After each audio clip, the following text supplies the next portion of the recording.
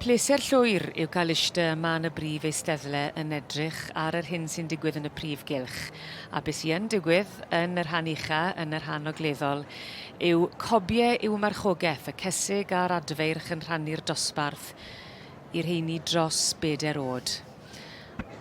Yn beirniadu, ac yn amlwg yn beirniadu, yn plesio, y sawl sydd yn cymryd rhan, mae Sarah Chapman y Bowys, y Marchogaeth a'r cydymffurfiaeth Billy Moran. Rob Jones wrth yn ochr i, Heledd Cynwal gyda chi hefyd yn edrych ar y cystadlu. A mae hon yn ddosbarth diddorol achos taip yw'r cobyn, nid bryd fel 'yn ni'n gyfarwydd ar cobiau Cymreig. Ie, a drych arnyn nhw. Maen nhw wahaniaeth i rhywbeth ni wedi gweld o fewn y diwrnod hyn. Odi, mae rhywbeth yn plesio fi am y cobyn Saesneg, mae rhywbeth yn bwrpasol, yn syml, ond eto, mae fod tipyn bach o bwysau a tipyn bach o drwch a digon o asgwrn a carn da mawr, ond eto, mewn dosbarth dangos fel hyn, mae'r rhaid bod y ceffyl yn gallu cario a trafeilu yn gyfforddus a manners, popeth wyt ti'n edrych am mewn yn cystadlu o dan gyfrwy. Rhesymau ymarferol, pan ti'n meddwl mai pwrpas ymarferol o ddiddi nhw pan ti'n mynd nôl blynyddau? Odi, mae e. Wyt ti ddim yn moyn ceffyl sy'n mynd i dynnu dy ddwylod i mas o'i sockets. Me tynnu'r het. Felly mae'n benderfyniad terfynol. Mae e'n disgwyl fel bod real steel wedi cael ei. Mae'n sefyll ar y brig. Sgwrs bach mawr yn mynd mlaen yma. Wrth gwen perchynog real steel, Bobby Thomas, wy'n siŵr bod e'n credu mae'r riban yn dod yn syth ato fe. Pa mae'r het i ffwrdd, wy'n credu bod hi'n eitha pendant yn dwi? Penderfynol, odi mae'r riban yn dod. Dyma Bobby, mae'r gwen still na. A'r cydweithio wedi bod yn wych rhwng y ddoi feirniad Sarah Chapman a Billy Moran. A'r trafod wedi bod, a fel ni'n gweld fan hyn, dim mwng, felly mae yna resymau ymarferol eto o gael gwared y blew ac a gwared rhannau o'r got. Cadw pethach yn syml, cadw pethach yn lan. I feddwl am y gwaith a'r pwdel. Bydd y ceffyl bach hyn yn goffod trafeilu drwyddo mewn diwrnod o waith. Lleia sy'n ei gasglu y gorau. Wi meddwl ni. Wi meddwl ni. Odi, maen nhw'n anifeilied sy'n plesio fi. Mae rhywbeth yn bert amdano nhw, bod dim o'r Cymraeg, dim o'r Arab yn nhw, mae rhywbeth sy'n plesio fi.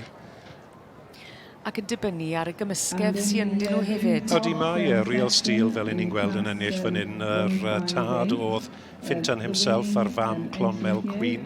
Bydden ni eitha siŵr taw Gwad Iwerddon yw hwnna ar y ddoi ochr, ond ni wedi gweld sawl un yn y dosbarth hyn, amser ni'n edrych ar y manylion.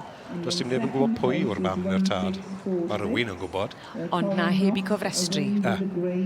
Ie. A trenu, achos ti'n bod y sôn diddordeb gyda ti yn yr adran, o ti'n moyn parnu. Bydd beth da i gwybod pwy oedd mam, pwy oedd dad, pwy sydd wedi magu'r ceffyl yn dy fe. Byse. Gwyd am yr adran. Ond am olygfa wych. Colour phase unknown, and that's written by Matthew Smith. And in 5th place with 1640, Letitia Banwell, and that's written by Jessica Pritchard. In 6th place is Malcolm Dixon with Sterling Silver, and that is written by Malcolm Dixon.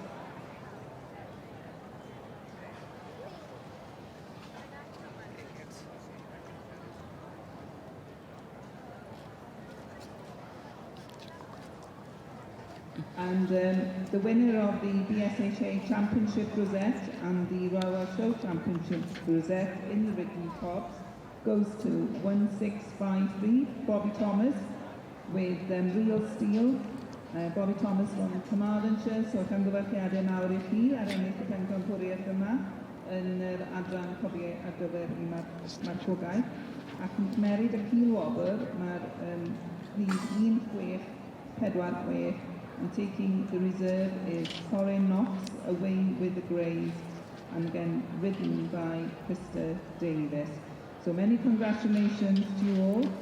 And as we conclude this section, I would just like to thank the judges who have been judging here this morning, not only the Ridden Cobs, but the Hunter Ridden as well. And that is Sarah Chapman from Llanidloes and Powys and William Moran from Tyne and Ware. So diolch yn fawr iawn I chi am eich gwaith yma y bore yma. And as I can see that as we're going down the lines there, that I would also like to thank the sponsor of this of the judging of the Ridden Cobs, Mr. and Mrs. Edward Harris. Edward Harris he has over 60 years as a solicitor based in Swansea, with a broad client based in the farming, landowner and rural interest communities, specialising in all matters relating to common land and village greens in Wales and the rest of the UK. We have been very fortunate over the number of years that this actual Ridden Cobs has been sponsored by Mr. and Mrs. Edward Harris, and they've enjoyed this for over the past 30 years and look forward to the days when Welsh-bred cobs of a larger type may qualify and enter this prestigious class and qualifier for the Horse of the Year show. So mawr rwy'n diolch I chi, I Mr and Mrs Edward Harris, am noddi'r gystadleuaeth yma. So felly gobeithio bod chi wedi mwynhau'ch amser yn yr Eisteddle. I hope you've enjoyed your time here this morning with us, sitting and watching the class in the grandstand and also in presenting the awards at the end. So diolch yn fawr iawn. And thank you also to the stewards who have been working hard all morning here in the main ring. Your time has been very valuable and you've been a great asset to the society. So diolch yn fawr iawn I bawb.